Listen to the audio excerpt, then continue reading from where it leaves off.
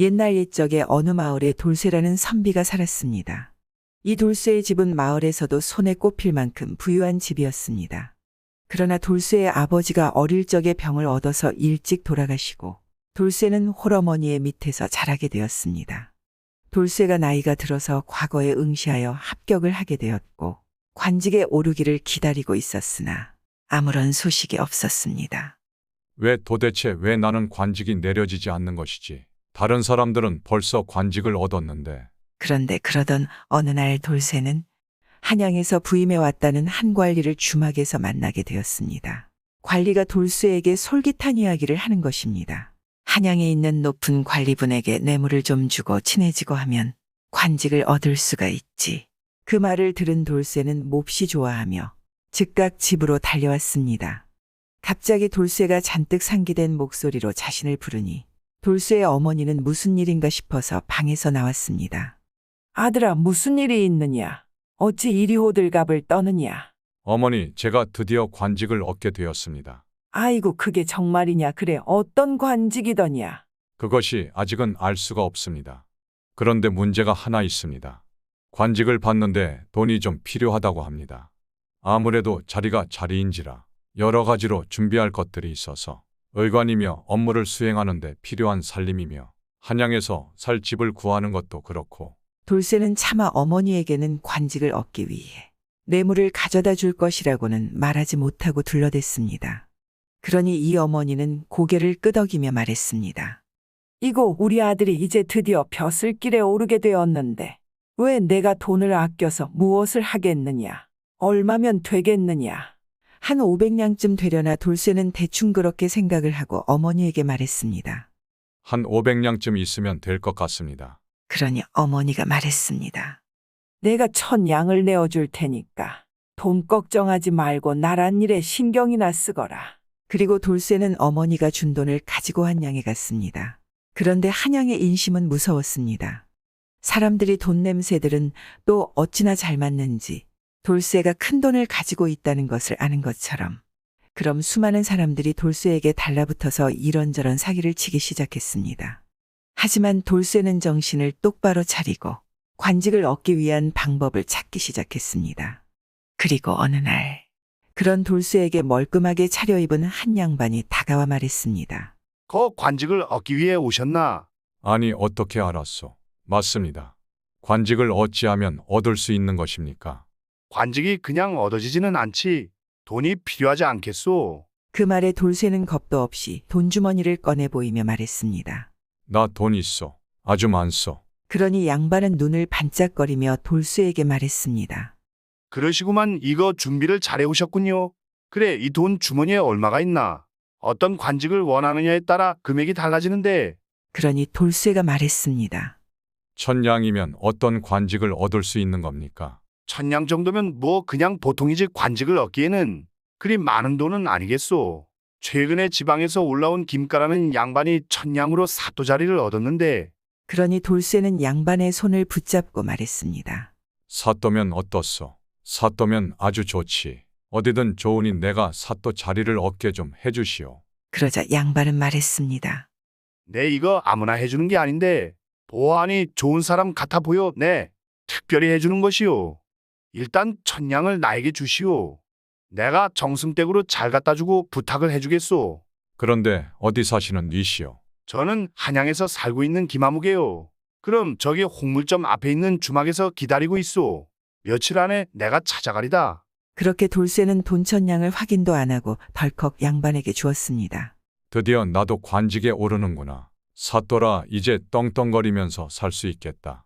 그렇게 좋아하던 돌쇠는 하루 이틀 날이 가면서 점점 불안해지기 시작했습니다. 이상하네 슬슬 소식이 올 때가 된 것 같은데 그렇게 돌쇠는 주막에서 이리저리 왔다 갔다 하면서 양반이 오기만을 기다렸습니다. 아무리 날이 지나도 양반은 오지 않았습니다. 그제서야 돌쇠는 속은 것을 깨달았습니다. 내가 사기를 당한 개로구나. 그리고 모든 것을 체념하고 집으로 발길을 옮겼습니다. 그렇게 돌쇠는 서둘러 고향으로 돌아가는 길에 올랐습니다. 돌쇠가 환양을 빠져나올 즈음이었습니다. 사기당한 것에 배고픔도 있고 며칠을 굶은 돌쇠는 주막으로 들어갔습니다. 그리고 국밥 한 그릇을 시켜서 허겁지겁 먹고 수저를 놓고 배를 두드리고 있는데 얼굴이 누렇게 뜬 한 여인이 아직 어려 보이는 아들을 안고 웅크린 채에 벌벌 떨고 있는 것이 보였습니다. 돌쇠는 미련하긴 해도 마음은 따뜻한 사내였습니다. 돌쇠는 여인에게 조심스럽게 다가가서 물었습니다. 이보시오. 왜 그러고 있습니까? 날도 추운데 옷이라도 제대로 갖춰 입으셔야지. 이 돈으로 헌 옷이라도 좀 입고 춥지 않게 계시오. 아이가 아프면 안 되지 않소. 돌쇠는 여인에게 돈 주머니에서 성냥을 꺼내어 주었습니다. 이 모습을 본 주모는 돌쇠의 마음 씀씀이에 감동하지 않겠습니까? 돌쇠가 떠나려 하자 여인이 돌쇠의 옷자락을 붙잡으며 물었습니다. 어디에 사시는 누구십니까? 그러니 돌쇠는 알아서 뭘 하시려고 그러시오. 나는 그냥 아무개 지방에 사는 돌쇠요. 그러니 여인은 다시 물었습니다. 날이 그럼 언제 다시 배울 수 있겠습니까? 내 이제 고향으로로 떠나는 길이요. 다시는 한양 땅을 밟지 않을 것 같으니 다시 볼 일은 없을 겁니다. 잘 사시오. 그렇게 돌쇠는 휘적휘적 걸음으로 옮겨 고향으로 가는 길을 떠났습니다. 주막주인과 여인은 함께 돌쇠의 뒷모습을 바라보고 있었는데 주막주인이 잠시 후 여인에게 말했습니다. 우리 집에서 일이나 좀 도우며 살아가는 게 어떻냐?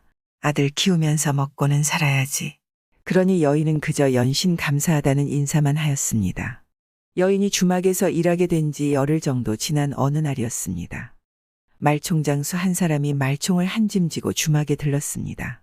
국밥을 먹고 있는 말총장수에게 주막 주인이 그냥 물었습니다. 말총 줬소. 얼마에 파시오?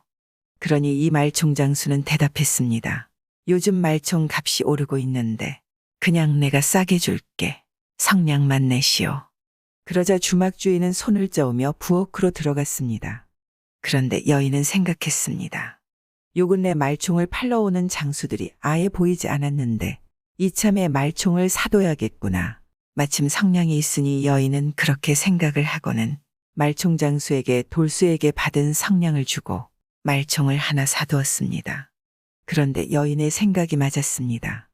갑자기 말총이 수량이 이상하게 적어져서 말총을 파는 장수가 많지 않았고 많은 사람들이 말총을 구하기 위해 웃돈을 주는 상황이 벌어졌습니다. 결국 성냥이던 말총 값은 무려 30냥으로 10배나 뛰게 되었습니다. 그러니 이 여인은 30냥의 돈을 벌게 되었고 주막에 빈방 하나를 얻어서 과일이나 채소 등을 사다가 놓고 팔기 시작을 하였습니다. 여인의 장사 수완이 제법이었습니다. 아니 제법 정도가 아니라 아주 뛰어났습니다.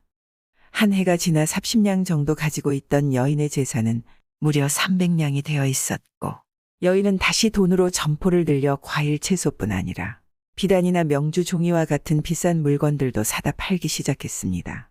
그래서 여인은 아주 큰 돈을 벌게 되어 재산이 수만 냥에 이르게 되었습니다. 세월이 많이 흘렀으니 여인의 아들도 어엿한 청년이 되어 어머니의 장사를 돕고 있었습니다. 둘은 한양에서도 입이 떡 벌어지는 큰 집을 사서 살게 되었습니다. 그런데 아무래도 여인이 남편도 없는 과부의 몸인데 돈이 많다는 소문이 여기저기 나게 되니 그런 여인의 남편 자리를 노리는 사내들이 많아지게 되었습니다. 그리고 그 중에는 무례배나 천성이 아주 못되고 나쁜 사람들도 많이 있었습니다. 그러니 이 주막 주인이 여인에게 가서 말했습니다. 적당한 사람 잘 찾아서 혼인을 하는 게 어떻겠나. 그러니 이 여인이 말했습니다. 저는 본뒤 시골 양민의 딸로 태어나서 시집을 갔었습니다. 흉년이 거듭되어 남편은 죽고 아들 하나 간신히 살려서 서로 의지하며 걸식을 하고 살아가게 되었죠. 그런데 다 죽어가는 판에 천만다행으로 착하디 착한 선비님을 만나 이렇게 살아나게 된 것이랍니다. 제가 그분을 어이있는단 말입니까? 저는 그분을 따를 것입니다. 행여나 만나지 못하게 되더라도 죽을 때까지 마음을 지킬 것입니다. 여인은 사람을 시켜서 돌쇠의 소식을 수소문했습니다. 그곳에서 계속 장사를 하면서 돌쇠의 소식이 오기만을 기다리고 있었습니다. 그리고 어느 날 드디어 기다리고 기다리던 돌쇠의 소식이 들려왔습니다. 마님 제가 돌쇠라는 선비의 소식을 가지고 왔습니다. 그것이 시골의 어느 객사 근처에서 집신을 짜면서 팔아서 살아가고 있습니다. 몇 년 전에 어머니가 돌아가시고 가족들도 병에 걸려서 모두 죽었답니다. 혼자 남아서 폐인처럼 살다가 그래도 근래에 들어서는 집신이라도 짜면서 먹고 살고는 있다고 하는데 몰골이 말 아니었습니다. 이렇게 말하는 것입니다. 여인은 심부름을 하고 온 머슴에게 말하는 것입니다. 하나만 더 부탁해도 되겠니? 이 편지와 함께 돌쇠님에게 이 300냥을 전달해다오. 그렇게 여인은 돌쇠 앞으로 편지를 한 통 썼습니다. 그간 있었던 자신의 일들을 다 적고 끝에는 이 돈을 노자로 삼아 한양으로 꼭 한번 와달라고 적었습니다. 그렇게 여인의 심부름으로 머슴은 돌쇠에게 향했습니다. 그리고 돌쇠에게 가서 여인이 준 상백냥과 편지를 전해 주었습니다. 아니, 이게 무슨 돈이랍니까? 그러니 일꾼이 말했습니다. 그 일전에 간 한양에서 당신에게 은혜를 입은 사람이 주는 것입니다. 편지도 꼭 읽어보시지요. 그렇게 돈을 전해받은 돌쇠는 도대체 누가 주는 것인지 알 길이 없었습니다. 그래서 편지를 서둘러 읽어봤습니다. 그때 성냥을 준 여인이 쓴 편지였습니다. 돌쇠는 여인의 편지를 보면서 몹시 감격하여 눈물을 흘렸습니다. 고작 성냥의 은혜를 미리 기억해 주고 갚는다니. 그것도 이렇게 많은 돈으로 참으로 감격스럽구나. 돌쇠는 날이 밝는 대로 한양으로 갔습니다. 그리고 여인의 집으로 갔습니다. 그러자 어마어마한 기와집이 있는 것입니다. 내가 이런 으리으리한 집에 들어가도 되는 것인가? 그때였습니다. 밖에서 인기척을 듣고 여인이 문을 열고 나왔고 앞에서 어물쩍거리며 기다리고 있던 돌쇠를 보게 되었습니다. 돌쇠님 오랜만이요. 제가 그간 돌쇠님을 얼마나 찾았다고요. 왜 이제 오셨어요? 여인은 눈물을 흘리며 돌쇠에게 달려가 안겼습니다. 얼마 후 돌쇠와 여인은 혼인을 하게 되었습니다. 두 사람이 혼인을 하게 되면서 돌쇠는 여인에게 많은 점포와 땅과 돈을 받게 되었는데 그 재산이 자그마치 3만 냥에 해당하는 양이었습니다. 성냥이 3만 냥이 되어 돌아오게 된 이야기이지 않겠습니까? 요즘 우리도 조그맣게라도 선행을 한다면 이 돌쇠처럼 복이 몇 배로 돌아오지 않을까요?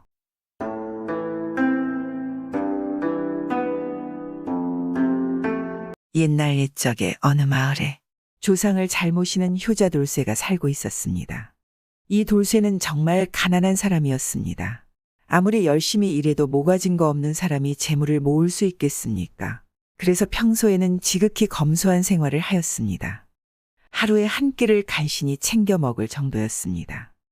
하지만 조상님들과 돌아가신 부모님의 제삿 날만은 최선을 다해 음식을 장만하고 정성을 다해 제사를 모셨습니다. 제사가 끝나면 남은 음식들을 마을 사람들과 나눠 먹었습니다. 며칠 동안 먹을 수 있는 음식들이지만 제사날을 조상님들이 오시는 잔치상이라고 생각했습니다. 또한 자신은 입에 풀칠하기도 힘들지만 자신보다 못한 사람들에게 밥도 나누어 주고 자신 의옷도 나누어 주고 그랬습니다. 이 돌쇠의 집 바로 옆에는 마을에서 큰 부자 중 한 사람인 욕심 많고 탐욕한 부자가 살고 있었습니다. 머슴들에게도 일을 시키고 세경도 제대로 주지 않고 다른 집 머슴보다 밤늦게까지 일을 시키는 것입니다. 사람들에게 돈을 조금 꺼주고 그걸 핑계로 집과 전답을 빼앗아갔습니다. 그래서 마을 사람들은 이 부자만 보면 혀를 찼습니다. 그것도 모르는 지나가는 거리니 부자 집에 가서 동냥을 했습니다.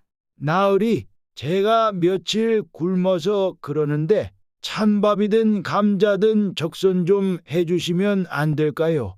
그러자 부자는 거린을 한심한 듯 쏘아보며 말하는 것입니다. 이 썩을 놈아, 어디 와서 동냥질이냐? 내가 아궁이에 찬밥이 많지만 그걸 씌워서 버릴 망정 너 같은 거지 녀석에게 줄 수 없다.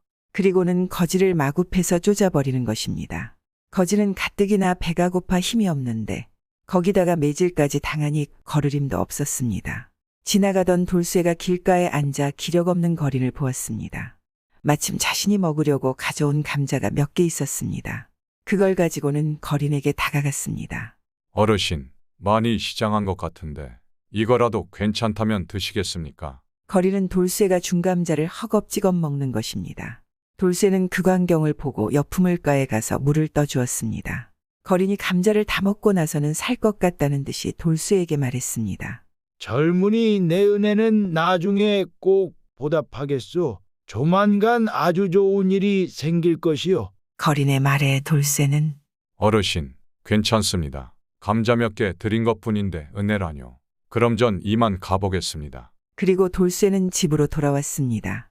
그런데 어느 날 부자의 집에 한 도승이 찾아왔습니다.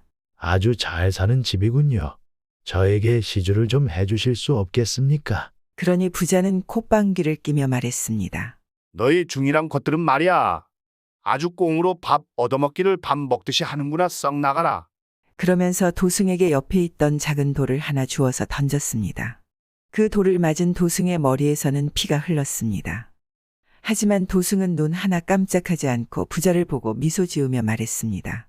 당신은 참으로 가엾은 사람이로군요. 재물은 많아 넉넉하지만 마음속은 아주 좁아. 쌀 한 톨조차 들어갈 수가 없구려. 참 딱하오. 그러니 부자가 버럭 화를 내며 말했습니다.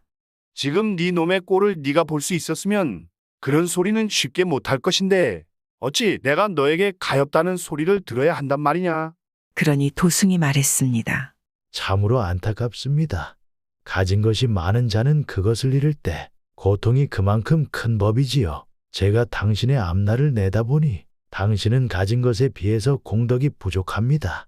당신의 많은 재산은 언젠가는 몽땅 옆집 사람의 것이 될 것이며 옆집 사람은 이 동네에서 제일 가는 부자가 될 것입니다. 만일 당신에게 닥칠 화를 조금이라도 줄이시려거든 공덕을 쌓으셔야 합니다. 아직 늦지 않으셨습니다. 도승의 말을 들은 부자는 화를 내며 말했습니다. 에라이 땡중 같으니라고. 당장 나가라. 어디 그런 시덥지 않은 소리를 짓거리느냐. 그래놓고 나에게 시주 한번 받아보려고 그런 것이냐. 썩 나가라. 그리고 두 번 다시 오면 널 개패듭해서 보내겠다. 쫓겨난 도승은 옆집 돌쇠에게 갔습니다. 보살님, 어려워 보이지만 시주를 해주시면 안 되겠습니까? 돌쇠는 얼굴에 피를 흘리고 온 스님의 이마에 재빨리 자신의 옷으로 닦아주었습니다. 스님, 무슨 일이시기에 이처럼 봉변을 당하셨나요? 그러자 도승은 아무 말도 하지 않는 것입니다. 돌쇠는 황급히 부엌으로 들어가서 항아리에 있던 보리쌀을 팍팍 그어서 도승에게 주었습니다. 죄송합니다. 제가 가진 거라곤 이게 전부인데 이거라도 받아주십시오. 보살님이 준 것은 보리쌀 한 바가지이지만 마음만은 어떠한 것보다 큰 시주입니다. 이리 공덕을 많이 쌓으셨으니 앞으로는 좋은 일만 생길 것입니다. 이렇게 말하고는 도승은 떠났습니다. 부자는 도승을 내쫓고 나서 한참 뒤부터 불안해지기 시작했습니다. 아니 도승놈이 이상한 소리를 해서 왜 자꾸 불안하단 말이야. 혹시 설마 그렇게 되진 않겠지. 설마 그렇게 되겠어. 불안은 계속해서 새로운 불안을 낳지 않겠습니까? 도승이 던지고 간 말들은 부자의 머릿속에 거대한 파문을 일으켰습니다. 그래서 잠도 못 자고 밥도 제대로 못 먹고 끙끙거렸습니다. 아예 안 되겠다. 안 되겠어. 이래서는 불안해서 살 수가 있나? 부자는 그렇게 밤새 자신의 재산이 옆집 돌쇠에게 빼앗길지도 모른다는 불안감에 날밤을 꼬박 새게 되었습니다. 아무리 생각해도 자신이 그동안 애써 모은 재산이 모두 옆집 돌쇠의 것이 된다니 말도 안 되는 일이었습니다. 그래서 부자는 날이 밝자마자 서둘러 장터로 나갔습니다. 자신이 가지고 있던 모든 집과 논밭 재물들을 모두 팔았습니다. 그리고 집도 아주 초라한 곳에 살게 되었습니다. 그리고 모두 팔아서 가지고 있던 돈으로 아주 진귀하고 비싼 금덩이를 하나 샀습니다. 그리고 금덩이를 항상 쓰고 다니는 갓 속에 넣어두고 꿰매버렸습니다. 아이고 내 재산을 이렇게 항상 지니고 다니면 옆집 놈에게로 넘어갈 리가 없겠지. 그 땡중의 말이 헛소리라는 게 틀림없지. 그렇게 생각하고 부자는 마음을 푹 놓게 되었습니다. 아이고 이제 발 뻗고 자겠구나. 그리고 며칠이 지났습니다. 어느 날 부자가 마을 근처에 강변을 거닐고 있을 때 갑자기 강풍이 몰아쳐서 그의 갓이 강으로 날아가 버렸습니다. 부자가 황급히 강으로 몸을 던져서 갓을 잡으려 하였습니다. 부자가 손을 열심히 뻗어 간신히 갓을 잡으려 하였는데 그때였습니다. 마침 아주 커다란 물고기 한 마리가 수면 위로 나타나서는 금덩이가 들은 갓을 얼른 삼키고 강물 속으로 사라졌습니다. 안 돼, 안 돼. 내 갓이 사라졌다. 금덩이가 사라진 거야. 이럴 수가. 난 망했구나, 망했어. 평생 모은 재물이 날아가 버린 게야. 부자는 그렇게 강물 앞에서 주저앉아 한참 동안 자신의 전 재산이 들어있던 갓이 떠내려오기만을 기다렸습니다. 하지만 며칠 동안 갓은 보이지 않았고 부자는 결국 빈털터리가 되어 집으로 돌아가게 되었습니다. 그리고 그로부터 며칠 후 부자의 갓을 집어 삼켰던 물고기는 인근 강가에서 고기를 잡던 한 어부에게 잡히게 되었습니다. 그런데 물고기가 어찌나 큰지 처치곤란이었습니다. 아이, 물고기를 누가 살까? 아이고, 이렇게 큰 물고기는 손질도 힘들고 맛도 없는데. 큰 잔치 아니면 살 사람이 없는데. 그렇게 어부는 물고기가 누가 살지 아주 큰 고민에 빠지게 되었습니다. 그러다가 문득 마을에서 제사상을 차린다고 분주해하던 돌쇠의 생각이 떠올랐습니다. 아랫마을 돌쇠에게 이 물고기를 헐값에라도 팔아야겠구나. 제사상에 큰 물고기를 올리면 조상님이 기뻐하신다고 말해야겠네. 그렇게 어부는 제사상을 준비하려 장터에서 장을 보고 있는 돌쇠에게 갔습니다. 이봐 자네, 내가 이번에 아주 커다란 물고기를 한 마리 잡았는데 말이야. 제사상에 커다란 물고기를 올리면 조상님들이 기뻐하실 것 같지 않은가? 그러니 돌쇠가 대답했습니다. 어이구 정말 좋지요. 커다란 물고기면 조상님들이 하늘에서 함께 계시는 친구분들하고도 나눠 먹을 수 있겠군요. 돌쇠가 기뻐하니 어부는 생각했습니다. 어라, 이것 봐라. 이거 값을 제법 받을 수 있겠는데. 그렇게 생각한 어부는 다시 말했습니다. 그런데 커다란 만큼 말이야. 값이 좀 나가는데 자네는 이 마을의 훌륭한 효자이니 내가 싸게 해줌세. 보통 물고기 값에 3배만 지불하게. 원래는 5배는 받아야 하는데 자네는 효자니까 그렇게 받는 것일세? 아이고 고맙습니다. 어부님 제가 그럼 금방 들어가서 그동안 모아놓은 돈을 꺼내오겠습니다. 돌쇠는 황급히 집으로 달려가 오랜 기간 먹지 않고 쓰지 않고 모아놓은 돈을 모두 어부에게 지불하였습니다. 그렇게 돌쇠는 커다란 물고기를 가지고 집으로 돌아오게 되었습니다. 야, 다시 봐도 정말 큰 물고기구나. 조상님들과 부모님들이 좋아하실 것이다. 그렇게 돌쇠는 물고기를 손질하기 위해 배를 갈라보았습니다. 그런데 그곳에는 뜻밖에도 커다란 금덩이가 나왔습니다. 한눈에 봐도 아주 진귀하고 값비싼 금덩이였습니다. 세상에 아이 어찌 이럴 수가 물고기에서 이 금덩이가 나오다니. 돌쇠는 무척 기뻐하였습니다. 이제 제사상을 더 풍족하게 차려드릴 수 있겠구나. 돌쇠는 그렇게 금덩이를 팔아 그동안 궁핍한 삶을 벗어날 수 있게 되었습니다. 뜻밖의 횡재를 한 돌쇠는 그것이 조상님들과 부모님의 은덕이라고 생각하고 감사하는 마음으로 제사상을 더욱 풍족하게 차려 제사를 지내게 되었습니다. 그리고 돌쇠는 재산을 잘 관리하고 쓰질 않고 잘 모으니 한 번 늘기 시작한 그의 재산은 눈덩이처럼 커지듯이 더욱 불어나게 되었습니다. 결국 마을에서 가장 큰 부자가 되었고 일평생을 부유하게 지낼 수 있었다고 합니다.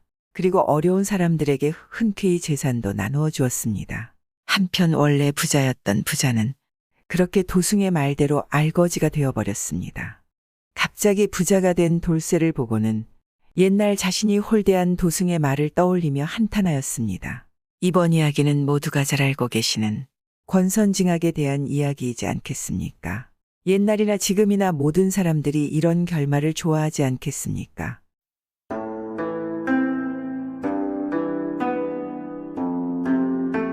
옛날 옛적에 어느 마을에는 술을 무척 좋아하는 큰 부자 노인이 있었습니다. 이 부자 노인은 술을 너무나 좋아하였는데 술을 먹기 위해서라면 만사를 제쳐두고 술을 마셔댔습니다. 그럼에도 노인은 조상에게 물려받은 땅이 너무나 많아서 매일같이 술만 마시고 펑펑 놀아도 살아가는데 아무런 지장이 없었습니다. 그런데 이 노인에게는 자식도 부인도 없었습니다. 젊은 시절부터 매일 술만 마셔대니 이 노인에게 시집오는 처자들은 아무도 없었기 때문입니다. 결국 이 부자 노인의 집에는 노인과 노인의 집안일을 봐주는 2명의 머슴 형제들만이 살고 있었습니다. 형은 돌쇠고 동생은 먹쇠였습니다. 부자 노인은 그런 머슴들에게 아예 집안의 모든 일들과 재산 관리를 맡겨두었습니다.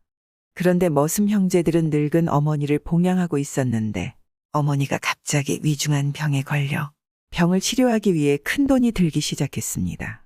머슴 형제들은 치료비를 감당할 수가 없어 어쩔 수 없이 자신들이 관리하는 부자 노인의 재산에서 몰래 돈을 조금씩 빼내어서 어머니를 치료하기 위해 사용하였습니다. 하지만 아무리 돈을 들여도 어머니의 병은 계속 심해져만 갔습니다. 그러다가 용환 의원이 머슴들의 어머니를 진찰하게 되었습니다. 이 병은 아무래도 100년 이상 된 산삼을 달여 먹여야 낫는 병인 것인데.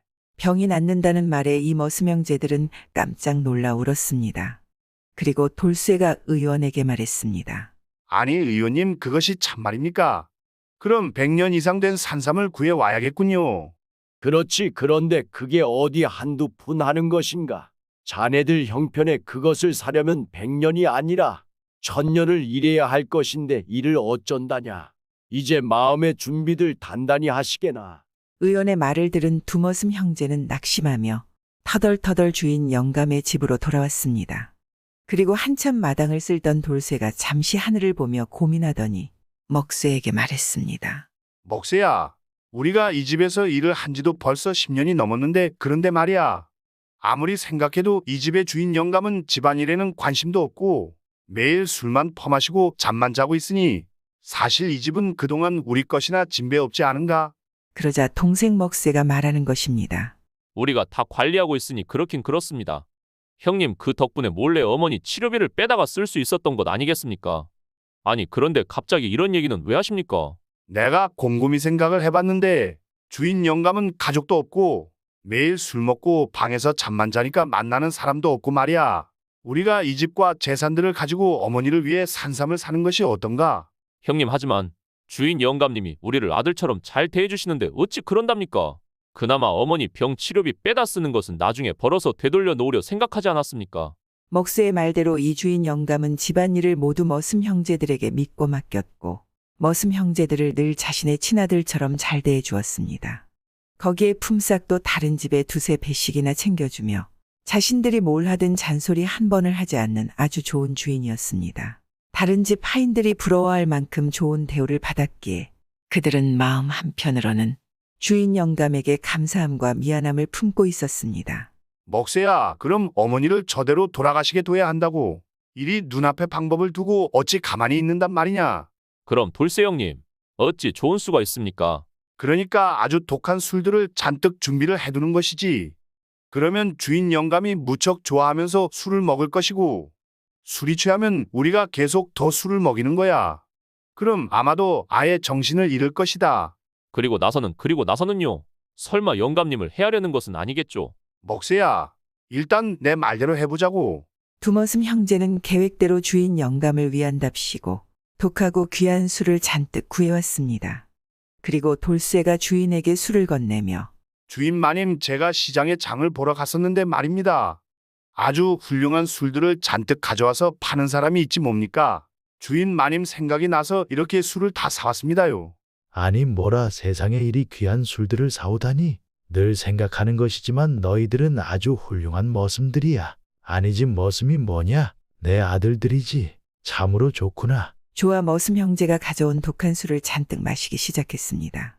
그리고 아무리 술을 잘 먹는 노인이라도 끝도 없이 독한 술을 먹어대니 결국에는 정신을 잃게 되었습니다. 돌쇠 형님, 영감님이 정신줄을 놓은 것 같은데 이제 어찌합니까? 그러자 돌쇠가 이웃 사람들을 불러와서는 말했습니다. 주인 마님께서 돌아가셨습니다. 장례를 치러야겠으니 좀 도와주십시오. 사람들을 불러 모은 돌쇠는 정신을 잃은 부자 노인의 옷을 잘 갈아입히고 부자 노인을 관 속에 넣었습니다. 당시 이 마을에는 사람이 죽으면 동굴을 파고 그 속에 관을 넣는 장례 풍속이 있었습니다. 이술꾼 부자 노인도 관에 넣어진 후에는 그와 같은 동굴로 들어가게 되었습니다. 주인 영감은 너무나 깊이 취한 채 죽은 듯이 잠들어 있었기 때문에 자기가 그런 일을 당하고 있는 일을 전혀 알아차리지 못하고 있었습니다. 주인 영감을 묻는 일을 무사히 끝낸 두머슴은 다시 집으로 돌아왔습니다. 그리고 돌쇠가 먹쇠에게 말하는 것입니다. 이제 이 집의 재산들을 가지고 어머니를 위해서 100년 묵은 산삼을 구해봐야겠다. 두머슴은 100년 묵은 산삼을 구하러 다니기 시작했습니다. 그런데 어찌된 일인지 온 마을, 옆마을, 앞마을, 뒷마을 다 뒤져보아도 머슴 형제가 이 산삼을 찾을 길이 없었습니다. 아니 어찌 산삼이 없단 말이오. 약재를 파는 상인에게 형제가 물으니 상인이 말했습니다. 그것이 말이야. 얼마 전에 한 부자가 와서 이 근방에 산삼이란 산삼은 죄다 쓸어갔어. 남은 게 없어. 결국 머슴 형제는 산삼 값을 구했음에도 불구하고 그렇게 산삼을 구할 수가 없었습니다. 그리고 그런 일이 있고 다음 날 중국으로 가는 상인들이 좋은 술과 고기 그리고 다른 나라에 팔기 위해 여기저기에서 많은 물건들을 들고는 주인 영감이 묻혀버린 무덤 근처를 지나가게 되었습니다. 그들은 도적에게 쫓기는 도중이어서 물건들을 숨길 곳을 찾고 있는 중이었습니다. 이곳 동굴이 좋겠소. 이곳이라면 도적들에게 물건들을 들키지 않게 숨길 수 있을 것이오. 여기 말에 실려있는 음식들과 물건들을 숨겨놓고 말들을 타고 일단은 도적들을 피해 몸을 피합시다. 라고 상인의 우두머리가 상인들에게 말하는 것입니다. 상인 일행들은 그렇게 주인 영감의 관이 놓여있는 동굴 속에다 음식과 물건들을 감추고는 얼른 말을 타고 도망치기 시작했습니다. 그들은 도망을 치느라 정신이 없었기에 주인 영감이 묻혀있는 관을 미처 보지 못했습니다.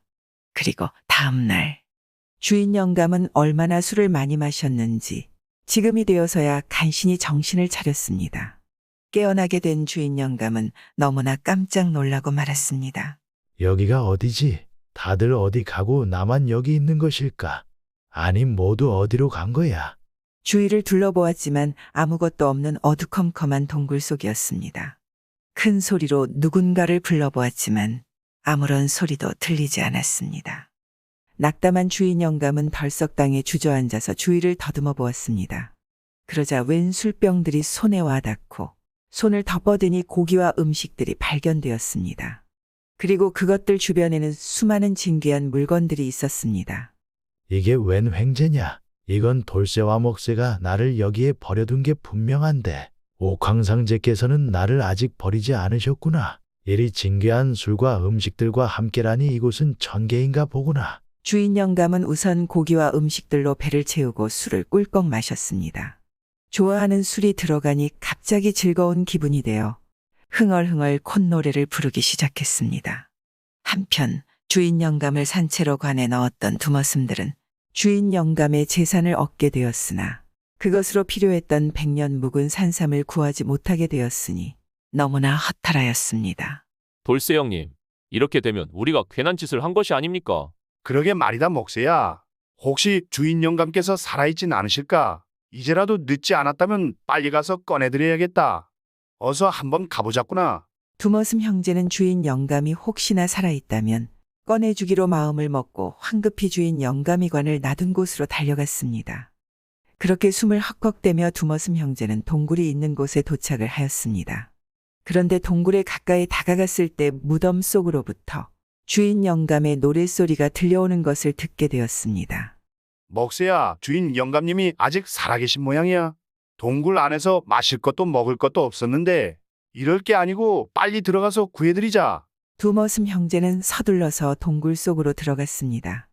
그들이 한참 동안에 동굴로 들어가니 정말로 콧노래를 부르며 배불리 음식을 먹고 술을 마시고 있는 주인 영감이 보였습니다. 두 형제는 너무나 멀쩡한 주인 영감을 보고 안도하는 한편 너무나 놀랐습니다. 오라 이놈들 잘 만났구나. 어떻게 해서 내가 아직까지 살아있느냐? 당황해하며 머슴들이 주변을 보니 그곳에는 수많은 술병과 그 밖에 많은 음식들이 널려 있었습니다. 이런 네 천하의 나쁜 놈들아. 네 놈들은 나를 죽이려고 했지만 옥황상제께서 날 보살펴 주셨다. 내가 그동안 너희들을 아들이라고 생각하고 그 어느 머슴들보다 잘 대해 주었는데 어찌하여 너희는 나에게 이런 짓을 한 것이냐? 네 놈들 내 재산을 탐낸 것이냐? 내가 자식도 없고 이 재산 물려줄 사람이 없는 것을 알지 않느냐? 그냥 가만히 있어도 나는 아들 같은 너희들에게 내 재산을 다 물려주고 죽을 참이었는데 어찌 이런 짓을 하였느냐? 그러니 머슴 형제 중에 형인 돌쇠가 주인 영감 앞에 무릎을 꿇고 울며 그간의 사정을 이야기하였습니다. 그 이야기를 한참 동안 다 들은 주인 영감은 가슴을 치며 탄식하며 말했습니다. 너희들의 어려움을 내가 그냥 모른 척할 것이라고 생각을 했더냐? 미련한 것들아. 그런 일이 있으면 빨리 나한테 도움을 청해야 했을 것이 아니냐? 그러면서 주인 영감이 계속 말을 이어갔습니다.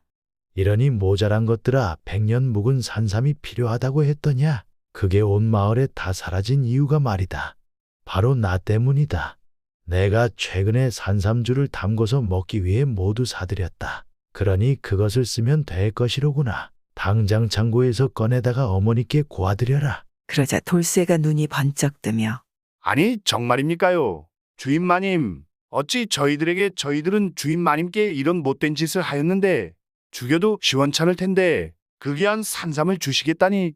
이놈들아, 낳은 자식만 부모더냐? 내가 너희들을 아들처럼 생각하고 내 모든 것을 믿고 맡긴 지가 오래다. 자식이 무슨 짓을 해도 결국은 부모가 용서해야지 어찌하겠느냐. 두머슴 형제들은 그제서야 자신들의 잘못을 깨닫게 되었습니다. 결국 두머슴 형제는 주인 영감에게 울며 용서를 빌었습니다. 저희들이 생각을 잘못했습니다. 아버지와 같은 주인 영감님께 이런 금수 같은 짓을 해버렸습니다. 죽어 마땅합니다. 이놈들아, 그래도 덕분에 여기 아주 훌륭한 술이랑 음식들을 얻게 되었으니까. 그렇게 두머슴 형제와 주인 영감은 동굴에 있던 귀한 술들과 음식들을 모두 집으로 운반하였습니다.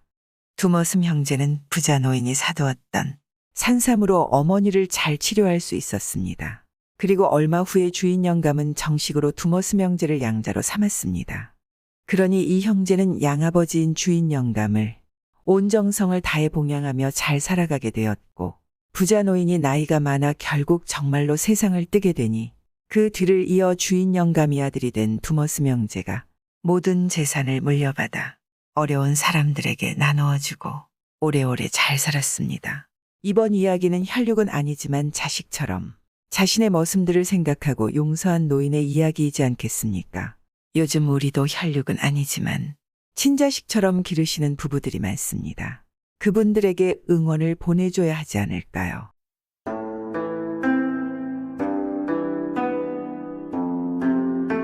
옛날 옛적에 어느 마을에는 다 쓰러져가는 작은 집에 사는 가난한 농부 돌쇠가 있었습니다.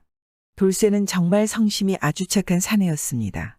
비록 가난은 하더라도 인간 법도의 도리를 잘하는 사내였습니다. 정직하며 매우 부지런하고 아무리 작은 것 하나도 남의 것을 탐하지 않았습니다. 이런 돌쇠가 나이가 들어 혼인을 했는데 돌쇠의 아내는 돌쇠 못지않게 심성이 곱고 부지런한 사람이었습니다. 그런데 아내의 집안도 역시 너무 가난했습니다. 그래서 둘은 정한수 한 그릇 떠놓고 혼인할 수밖에 없었습니다. 돌쇠에게는 아버지에게 물려받은 작은 밭이 재산의 전부였습니다. 돌쇠는 밭에서 1년 내내 쉬지 않고 열심히 일을 하였습니다. 하지만 워낙 이 밭에 땅덩이가 작았기에 그곳에서 농사를 짓는 것으로는 먹고 살기가 너무나 힘들었습니다.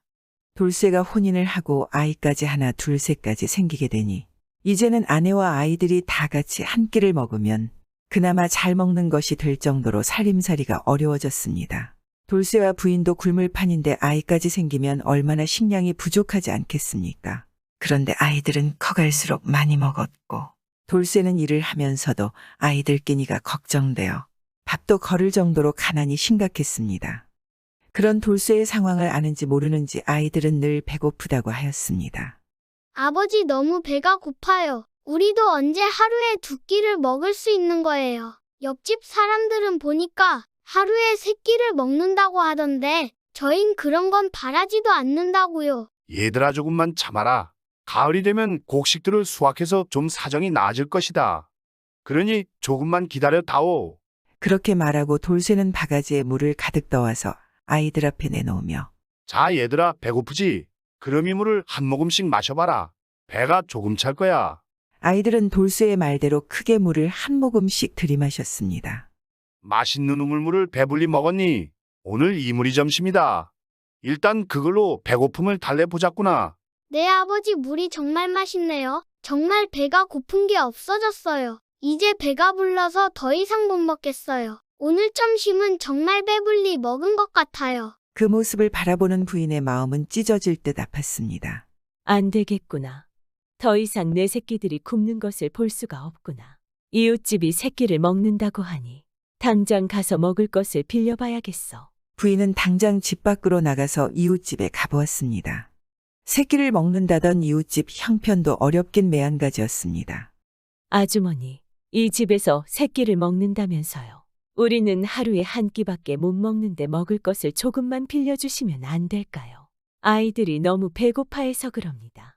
꼭 갚을게요. 아이고 새끼라고요? 그래 맞긴 하지. 그런데 우리 네 가족이 돌아가면서 하루에 세 끼를 먹고 있는 것이야. 그러니까 3일을 굶으면 하루는 세 끼를 배불리 먹는 것이지. 그러면 그래도 그날은 배가 부르니까 하루에 한 끼 먹는 것이나 다름없지. 미안하구려. 사정은 딱하지만 우리도 아무것도 없으니 도와줄 수가 없네. 그랬군요. 아닙니다. 제가 쓸데없는 소식을 듣고 찾아뵌 것입니다. 그만 가보겠습니다. 결국 부인은 먹을 것을 빌리지 못하고 집으로 돌아왔습니다. 이런 가난한 생활이 계속되니 돌쇠는 가족들이나 부인에게 너무나 미안했습니다. 능력 없는 아버지 남편을 만나서 우리 자식들과 부인이 고생이 너무 많구나. 무슨 좋은 방법이 없을까. 어느 날 밭일을 하다 쉬고 있는 돌쇠 앞에 웬 노인이 다가오더니 말했습니다. 자네, 뭐가 그렇게 걱정이 많은가? 뭐 그냥 그런데 어르신은 누구십니까? 우리 마을에서 뵌 적이 없으신데. 그냥 지나가는 사람이지. 돌쇠는 노인에게 인사를 하고 다시 열심히 일을 시작했습니다. 그런데 노인이 길을 가지 않고 계속 주변에서 돌쇠를 지켜보고 있었습니다. 아니, 왜 안 가시고 날 자꾸 쳐다보시지? 돌쇠는 자꾸 자신을 쳐다보는 노인이 너무나 신경 쓰였습니다. 그래서 돌쇠는 일을 하다 말고 노인에게 다가가서 말했습니다. 어르신, 왜 저를 자꾸 쳐다보고 계시는 겁니까? 그냥 가던 길 가시지요. 저한테 무슨 볼일이라도 있으신가요? 그러니 노인이 대답했습니다. 나는 사실 지나가는 노인이 아니라네. 이 나라를 돌아다니면서 어렵고 힘든 사람이 보이면 도와주는 도사이네. 아니, 정말입니까? 어르신께서 도사라고요? 그래, 오늘은 자네를 도와주기로 했네. 자네에게 내가 기회를 주기로 했네. 기회라뇨? 무엇이지요? 어르신, 기회는 두 가지인데 자네가 두 가지 중에 하나를 선택하게나. 첫 번째 기회는 지금 당장 받을 수는 있지만 그 보답은 10년이 지난 후 가져갈 것이라네. 그리고 다른 기회는 당신이 늙어서 일할 힘이 없을 때 받을 수 있는 것이고 다시 가져가지는 않을 걸세. 자, 어떤가, 무엇을 선택하겠나? 그 말을 들은 돌쇠는 고개를 갸우뚱하며 생각을 하였습니다. 그리고는 이내 대답했습니다. 저는 당연히 지금 힘드니까 첫 번째를 선택하겠습니다. 지금 아내와 자식들이 쫄쫄 굶고 있어 더 이상 안쓰러워 볼 수가 없습니다. 그러자 노인이 돌쇠를 보면 나지막하게 말하는 것입니다. 그럼 저기 저쪽에 소나무 밑에 가서 땅을 파보게나. 거기에 선물이 있네. 나는 그것을 10년 뒤에 찾으러 올 것이네. 그때 나에게 반드시 돌려주게. 기회를 주었으니 이제는 모두 자네가 책임져야 하네. 노인은 그러더니 갑자기 돌쇠의 눈앞에서 사라져 버렸습니다. 아니, 뭐지, 정말 신기한 노인이군. 선물이라.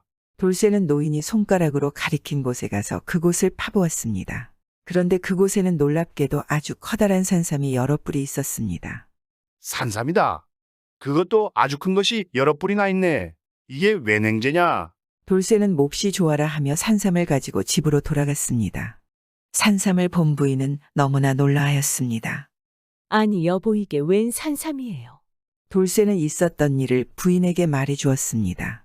부인, 이 산삼을 어찌하면 좋을까? 갑자기 이런 귀한 걸 얻으니 무얼 할지 모르겠소. 그러니 부인이 말했습니다. 서방님, 이걸로 우선 농사를 지을 땅을 더 사봐요.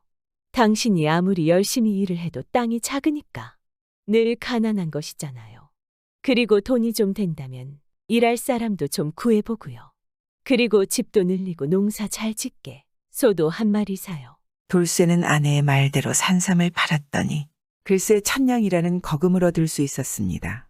그래서 땅을 더 사고 집도 사고 일꾼을 구하고 소도 한 마리 샀습니다.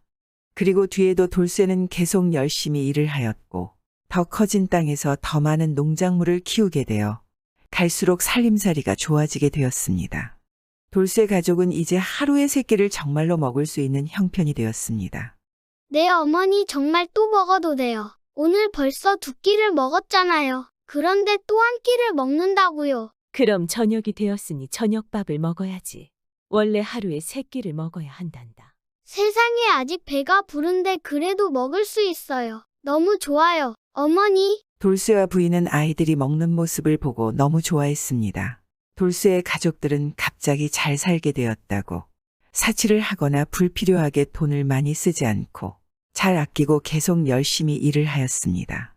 돌쇠의 자식들도 어느덧 잘 먹고 잘 자라서 아버지 돌쇠를 도와서 열심히 일을 하니 더욱 수확하는 곡식의 양이 늘어갔습니다.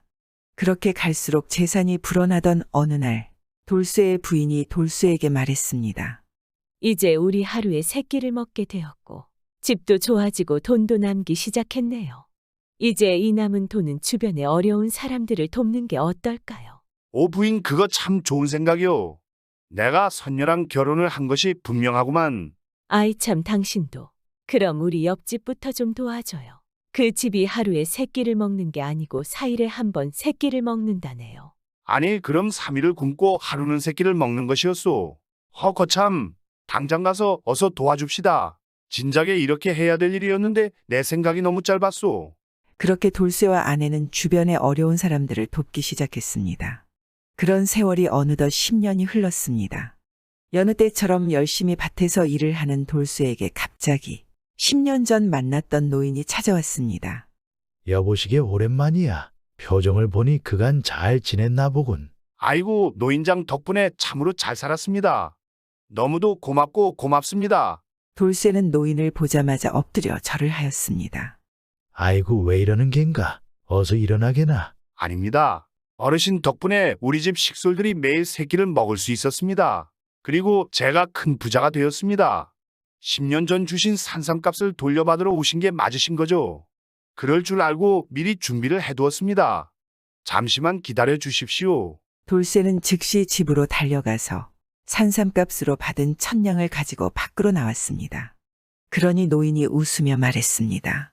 아니 이 산삼값은 내가 받아가지 않아도 될 것 같네. 그래 자네가 처음이야. 이렇게 산삼값을 돌려받을 수 있는 사람은 자네뿐이네. 그게 정말인가요? 산삼값을 돌려준 사람이 저 혼자라고요? 그럼 다른 사람들은 어떻게 된 거죠? 설마 갚지 않은 겁니까? 다만 언제 받았는지 약속을 까마득하게 잊어버리고 돌려주지 않아도 되는 것처럼 되었더군.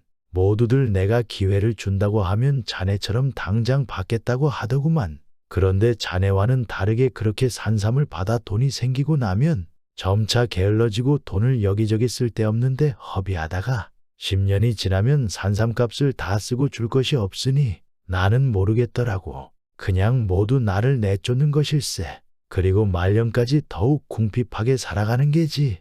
기회를 주어도 잡지 못하는 사람들이 많다는 거네. 그런데 자네는 달랐네. 산삼값이 생겼는데도 사치를 하거나 허튼 곳에 돈을 쓰지 않고 더 열심히 일을 해서 돈을 불려나갔지. 심지어 남는 돈은 다른 이웃들까지 돕기까지 하였으니 내가 산삼을 주고 그것을 더 가치 있게 쓴 사람은 자네가 처음이네. 그래서 이 산삼값도 그냥 자네에게 선물로 주겠네. 내가 이 산삼을 받아가면 어차피 어려운 사람에게 또 선물로 줄 것인데 그냥 자네가 가지고 있으면 자네가 알아서 좋은 일에 쓸 것이 아닌가. 나도 그럼 수고도 덜고 편하지 않겠나. 예, 그렇군요. 제가 그럼 이 산삼값을 어르신이 하는 대로 어려운 이웃에게 쓰도록 하겠습니다. 돌쇠가 산삼값을 다시 받아서 그것을 보며 고개를 끄덕이는데 그 사이에 노인은 사라지고 없었습니다. 이럴 수가. 정말 내가 산신령을 만난 것이구나. 감사하게 하늘이 날 도와주신 거야. 그래, 앞으로 더욱더 어려운 사람들을 도와야겠다. 돌쇠는 노인의 말대로 계속 열심히 일하며 노인이 주고 간 산삼값을 많은 사람들을 돕는데 잘 사용했다고 합니다. 그리고 그 덕에 자식들도 모두 일이 잘 풀리고 잘 살았습니다. 하늘에서 기회를 주어도 그것을 모르는 사람과 그것을 충분히 가치 있게 쓰는 사람의 이야기이지 않겠습니까? 요즘 우리도 뜻하지 않는 기회가 생기면 돌쇠처럼 한결같이 초심을 잊지 말아야 하지 않을까요?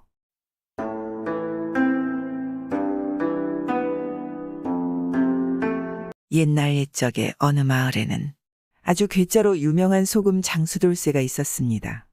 이 소금 장수돌쇠는 장기를 아주 잘 두었는데 소금을 팔러 이 마을 저 마을을 다니면서 여러 사람들과 장기를 두었습니다. 그런데 이 돌쇠는 장기를 둘 때 꼭 내기를 하곤 하였습니다. 일부러 첫 판은 져주고 내기의 강도를 올려서 다음 판에 이기는 그런 수법이었습니다. 워낙 교묘하게 장기를 두었기에 사람들은 눈치를 채지 못하는 것입니다. 어느 날 돌쇠는 장터에 갔다가 주막에서 어리버리한 사내가 소를 끌고 가는 것을 보았습니다.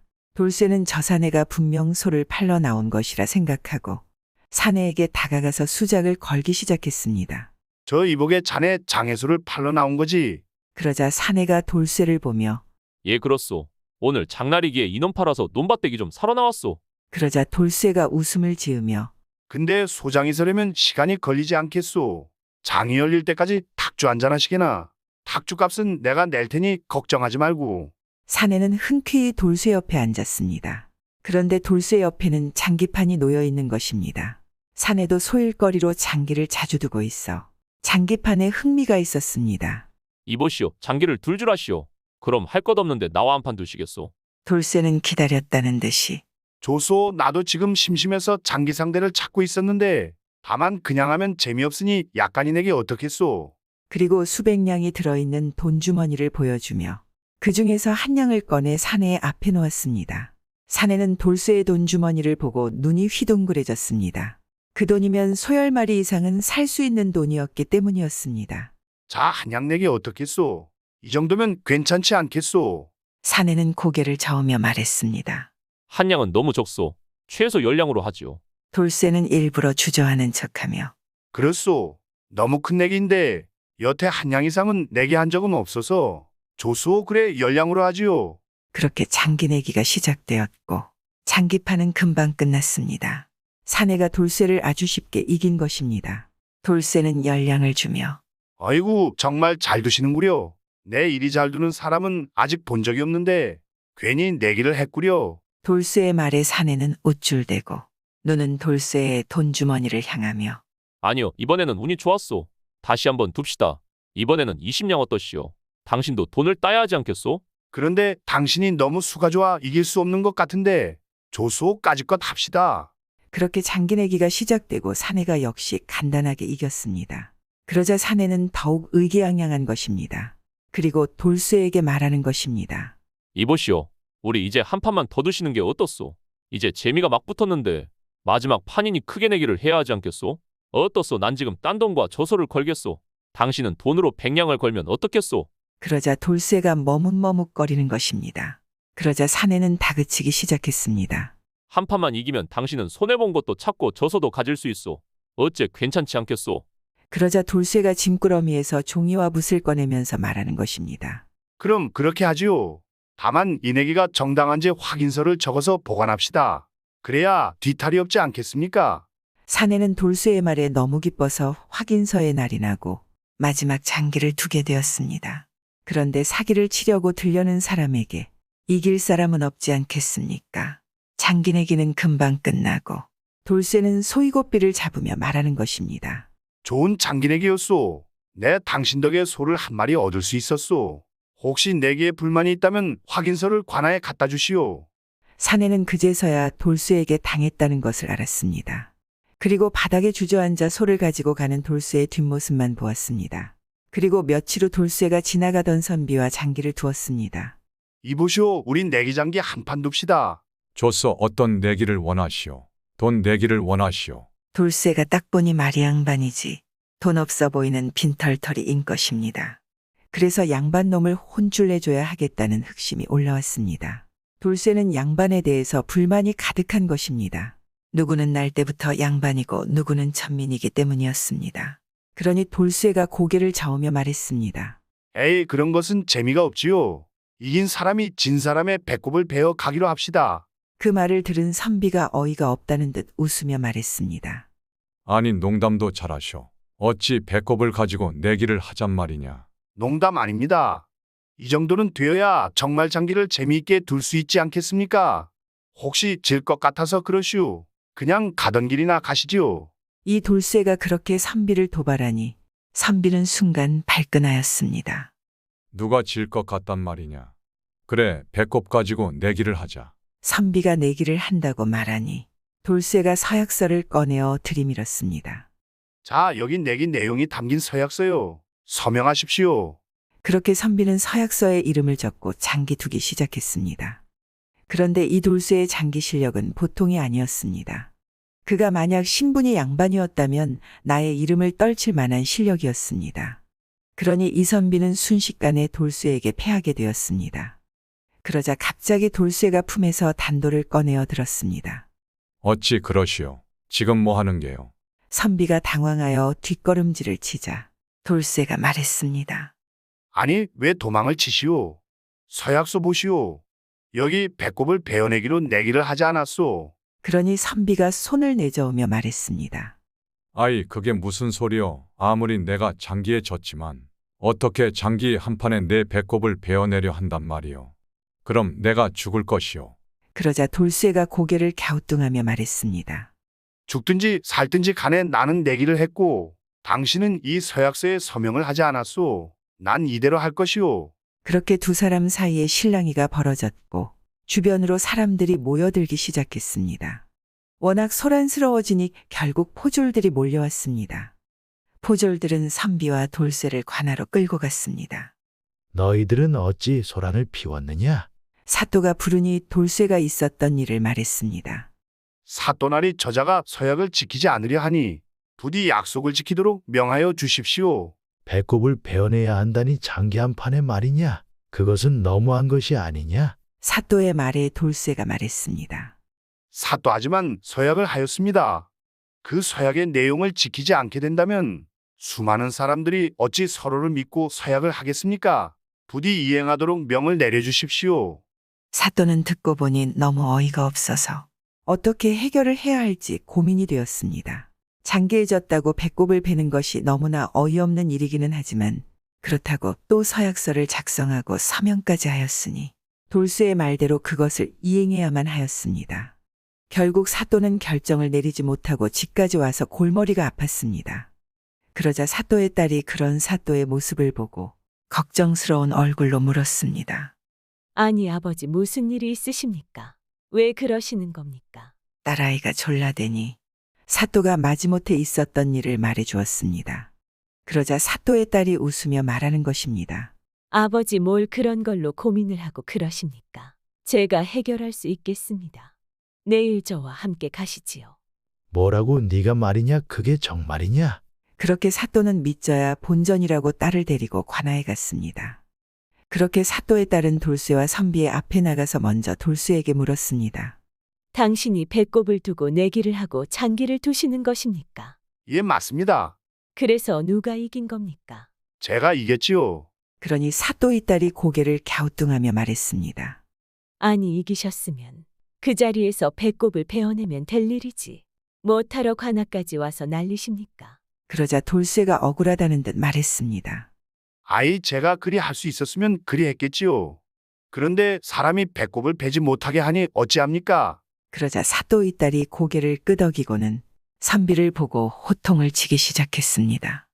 당신은 내기를 했으면 그대로 할 것이지.